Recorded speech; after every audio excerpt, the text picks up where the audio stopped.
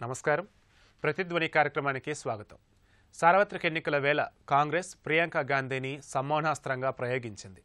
గాంధీ, నెహ్రూ కుటుంబ వారసురాలు ప్రియాంకను ప్రత్యక్ష రాజకీయాల్లోకి దించింది. కాంగ్రెస్ అధ్యక్షుడు రాహుల్ గాంధీ ఆమెను ఏఐసిసి ప్రధాన కార్యదర్శిగా నియమిస్తూ ఉత్తరప్రదేశ్ తూర్పు బాధ్యతల్ని అప్పగించారు. నాయనమ్మ ఇందిరాగాంధీ ప్రతిరూపంగా, సహజ నాయకత్వ లక్షణాలున్న నేతగా ఆమెను పార్టీ భావిస్తోంది. ఇందిర తరహాలో ప్రజలను ఆకట్టుకోగల శక్తి ప్రియాంకకు ఉందన్నది రాజకీయ పండితుల విశ్లేషణ. ఎన్నికల అనంతరం మిత్రపక్షాలు రాహుల్ నాయకత్వానికి అభ్యంతరం తెలిపితే ప్రధాని పదవికి ప్రియాంకను ముందు నిలిపే అవకాశం లేకపోలేదు. ఈ నేపథ్యంలో కాంగ్రెస్లో ప్రియాంక ఎలాంటి కొత్త ఉత్సాహాన్ని తీసుకువస్తోంది, ఏ మేరకు కాంగ్రెస్ విజయావకాశాలను మెరుగుపరుస్తుంది అన్న అంశాలపై ప్రతిధ్వని చర్చను చేపట్టింది. ఈ చర్చలో పాల్గొంటున్న ప్రముఖులు అద్దంకి దయాకర్ గారు, పిసిసి అధికార ప్రతినిధి, రాజకీయ విశ్లేషకులు; మామిడి గిరిధర్ గారు, రాజకీయ సామాజిక విశ్లేషకులు; పతకమూరి దామోదర్ ప్రసాద్ గారు, సీనియర్ పాత్రికేయులు, రాజకీయ విశ్లేషకులు.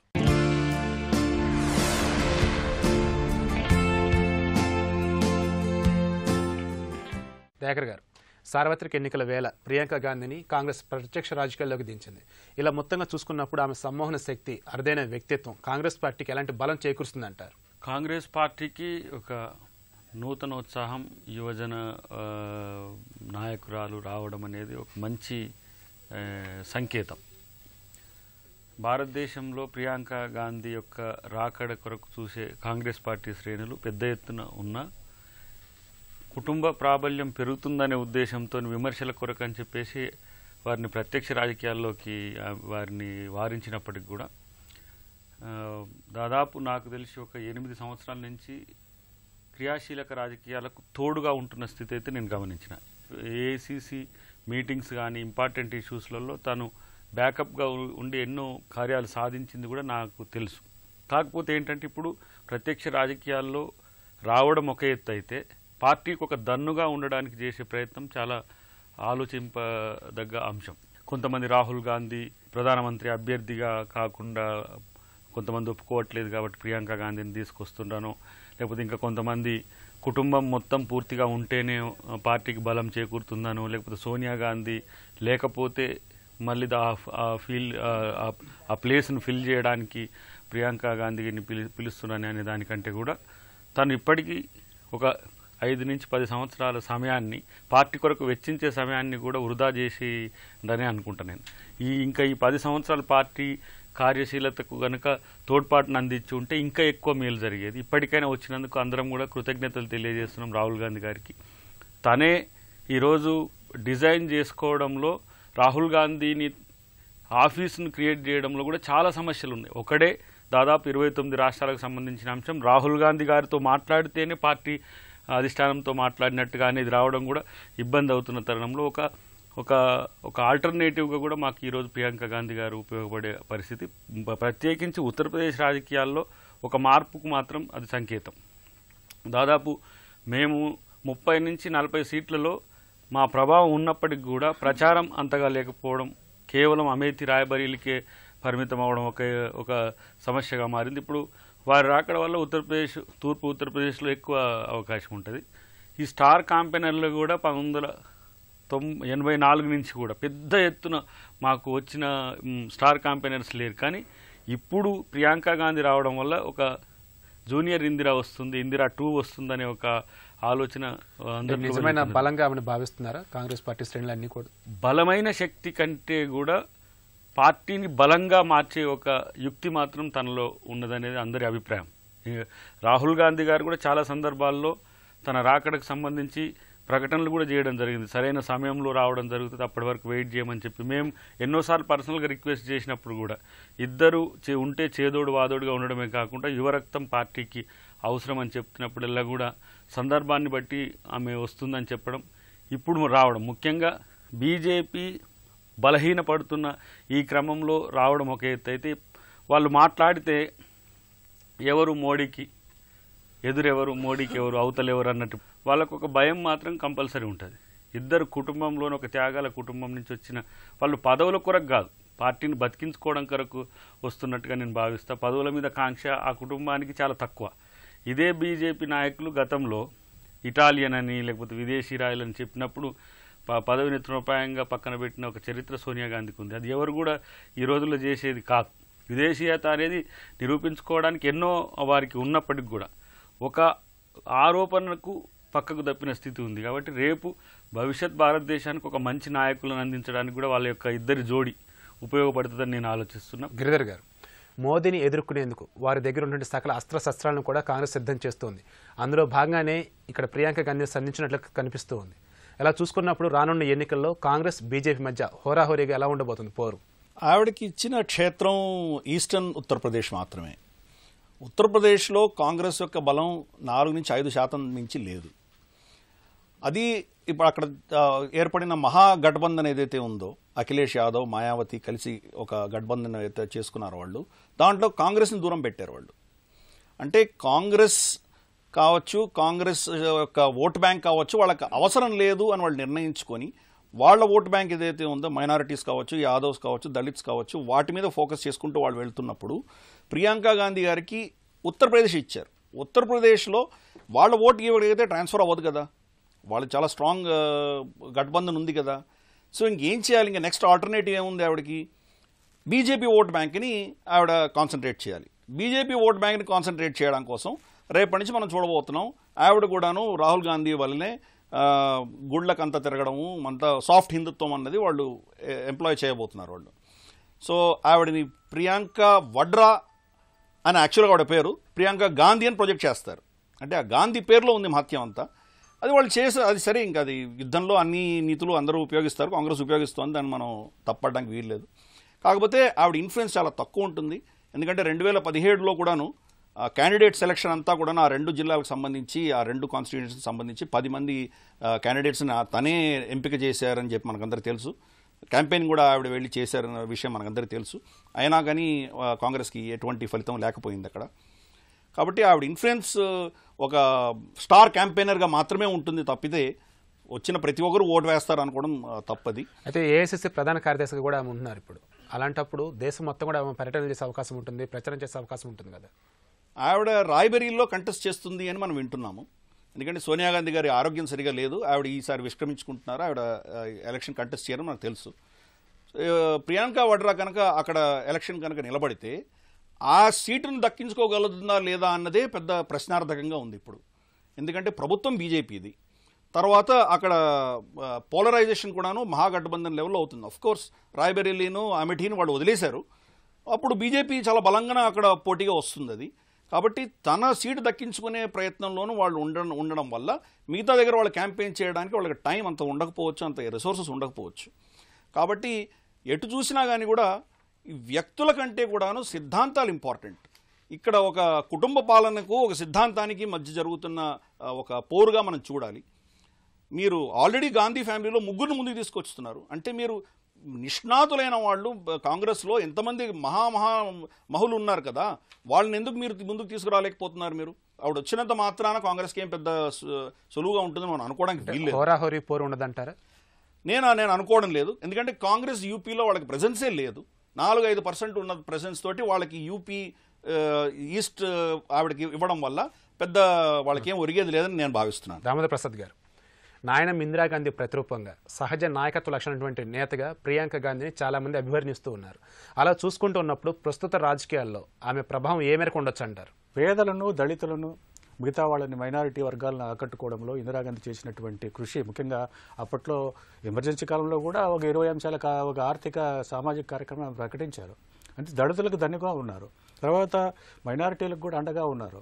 అంతటి మహానాయకురాలు కూడా గొప్ప నాయకురాలు, దేశంలో ఉన్నటువంటి నాయకుల్లో గొప్ప ప్రధానుల్లో ఒకటిగా ఉన్నటువంటి వాళ్ళు కూడా కొన్ని పడపోకళ్ళు పోవడం వల్ల తర్వాత కాలంలో అంగరక్షకులే ఆమెను కాల్చేటువంటి దారుణం జరిగినటువంటిది. తర్వాత రాజీవ్ గాంధీ కూడా, మన ప్రియాంక తండ్రి, ఆయన కూడా ఒక శ్రీలంక సైన్యాన్ని పంపడం పొరపాటు అయితే కావచ్చు, కానీ ఆయన కూడా నిబద్ధతతో పనిచేస్తూ ఉన్నటువంటి బొబ్బర శుభదంతం ఒకటి ఉన్నప్పటికీ కూడా ఈ దేశ మౌలిక ప్రయోజనాల రక్షణ కోసం పనిచేసినటువంటి ఒక ఇద్దరు బలైనటువంటి ఒక పూర్వరంగంలో మనకు చూస్తే, అంటే ఇప్పుడు ఈ దేశానికి ఏం కావాలి, ఈ దేశం ఆర్థిక సామాజిక రంగంలో, రాజకీయ రంగంలో ప్రపంచంలో ఒక అజేయ శక్తిగా ఎదగాలంటే ఒక సమర్థవంతమైనటువంటి ఆధునిక దృక్పథం కలిగిన నాయకత్వం కావాలి. అలాంటి దిశలో ఈ దేశాన్ని నడిపించే పార్టీ ఒక అధికార పార్టీ ఉండాలి అనేటువంటి అభిప్రాయం ఒకటి ఉంది. అయితే మన నరేంద్ర మోడీ గారి నాయకత్వంలో కాంగ్రెస్ పార్టీ గత యూపీఏ 2 ప్రభుత్వంలో అవినీతి పరాకాష్ఠకు చేరి అచేతనంగా పనిచేయనటువంటి ప్రభుత్వం పనిచేయనటువంటి ఒక దుస్థితి, ఈ దళారులంతా కుబేరులై వాళ్ళంతా దేశాన్ని దోచుకునే ఒక దుర్మార్గపు పోకడ వచ్చినందువల్ల ఆ పెడబోకడల్ని అందిపుచ్చుకుని భారతీయ జనతా పార్టీ, అందులో నరేంద్ర మోడీ 12 ఏళ్ళు ముఖ్యమంత్రిగా ఉన్న నరేంద్ర మోడీని ప్రధాన అభ్యర్థిగా తెచ్చి ఈ దేశంలో అవినీతిని నిర్మూలిస్తానని, సుపరిపాలన అందిస్తానని, అందరితో కలిసి అందరి కోసం నడిచేటువంటి సమ్మిళిత అభివృద్ధి సాధిస్తానని వాగ్దానం చేస్తూ ఆయన ముందుకు వచ్చాడు. గత 4 సంవత్సరాల 9 నెలల 8 నెలలు గడిచినా ఇప్పుడు 3 నెలలు ఎన్నికలు రాబోతున్నాం.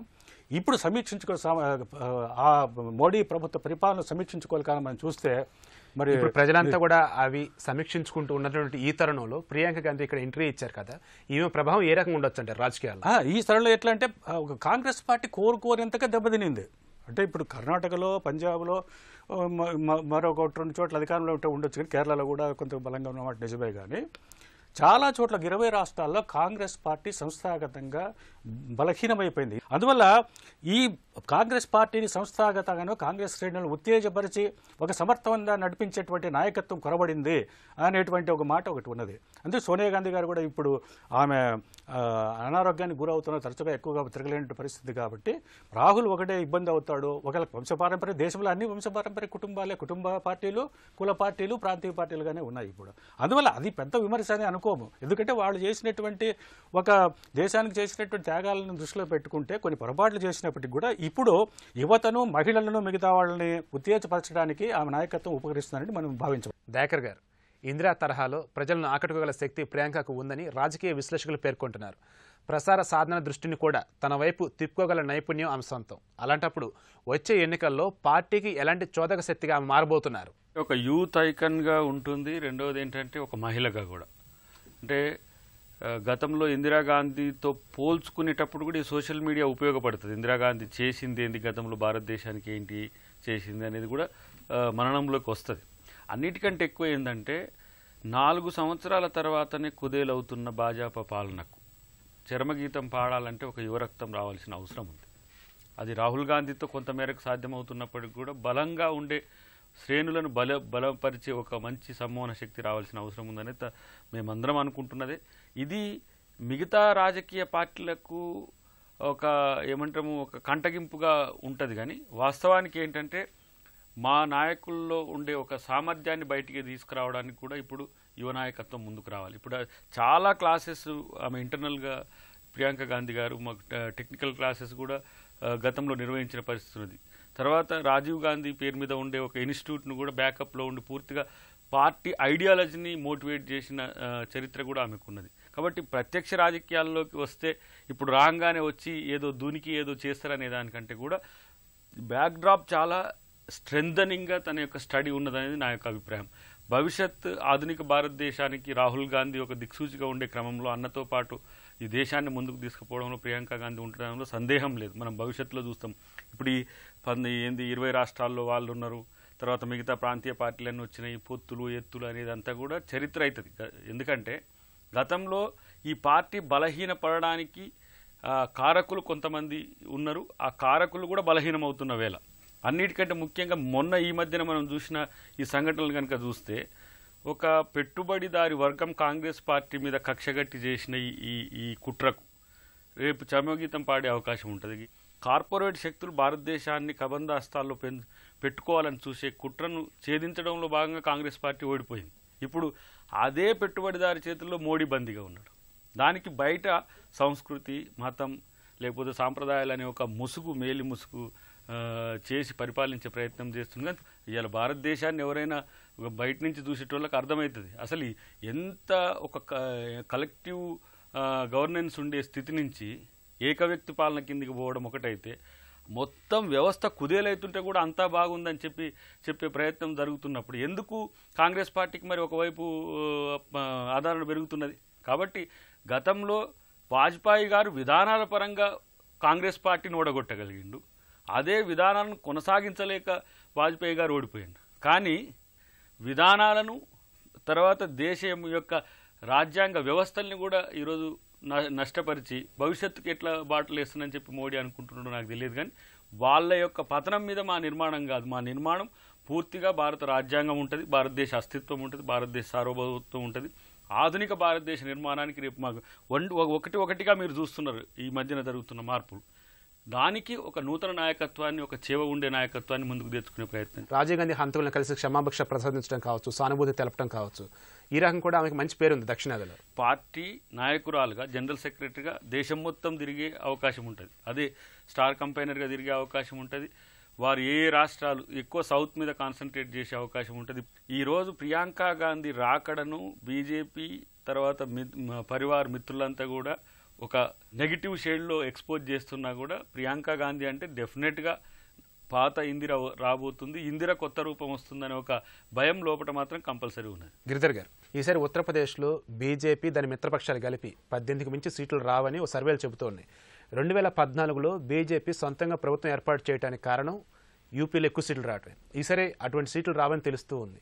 మొత్తంగా ఈసారి ఎలా ఉండబోతుంది అంటారు? పోయినసారి సర్వేలో కూడా వాళ్ళు 70 వస్తాయని ఎవరు ఇవ్వలేదే, ఏ సర్వేలు చెప్పలేదే. వాళ్ళకు 280 వస్తాయని చెప్పిన ఒక సర్వే చూపించండి నాకు. అప్పుడు కూడా సర్వేలు ఎవరు కూడాను మెజారిటీ వస్తుందని మనం ఎవరు చెప్పలేదు. ఈ సర్వేలన్నీ కూడాను మోరర్లెస్ మనం చూస్తున్నాం. ఎస్పెషల్లీ ఈ టైంలో ఒక ఓటర్ని ప్రభావితం చేయడానికి కోసం అని చెప్పి చేస్తున్నటువంటి ఒక పెయిడ్ మీడియా కిందనే మనం పరిగణించాలి దాన్ని. నిజంగా గ్రౌండ్ లెవెల్లో మీకు సర్వేస్ నిజంగా చేసి దాన్ని ఒక ప్రొఫెషనల్గా చేసేవన్నది మోరర్లెస్ మనకు కనిపించవు. ఇప్పుడు మొత్తం దేశం అంతా కూడా చూస్తేను ఇప్పుడు మోదీ వర్సెస్ ఎవరు, గఠబంధన్లు అనేసరికి ప్రతి ఒక్కరు వాళ్ళని వీళ్ళు గుంజుకోవడానికి దీనికే సరిపోతుంది వాళ్ళకి. కాబట్టి రాహుల్ గాంధీ గారి నాయకత్వాన్ని వీళ్ళందరూ తిరస్కరించారు. మమతా బెనర్జీ గారు కావచ్చు, లేకపోతే అఖిలేష్ యాదవ్ కావచ్చు, మాయావతి కావచ్చు, అందరూ కూడా ఈ గఠబంధన్లో ఆపోజిషన్లో ఉన్న వాళ్ళందరూ కూడా రాహుల్ గాంధీ గారి నాయకత్వాన్ని తిరస్కరించడంతో ఈ ప్రియాంక వడ్రాని తీసుకొచ్చారా అని చెప్పేసి ఒక అనాలిసిస్ ఉంది. దాంట్లో తప్పులు లేకపోవచ్చు, అందుకోసం తీసుకొచ్చి ఉండొచ్చు.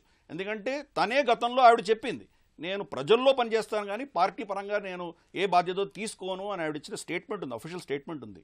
అయినా కానీ ఆవిడ తీసుకొచ్చారంటే ఒక డెస్పరేట్ అటెంప్ట్ కిందనే మనం చూడాలి.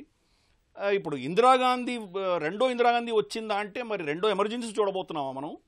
ఇందిరాగాంధీ గారితో పోలిస్తే కనుక ఆవిడలో ఉన్న నెగిటివిటీ కూడా పోల్చవలసి వచ్చే అవసరం ఉంది.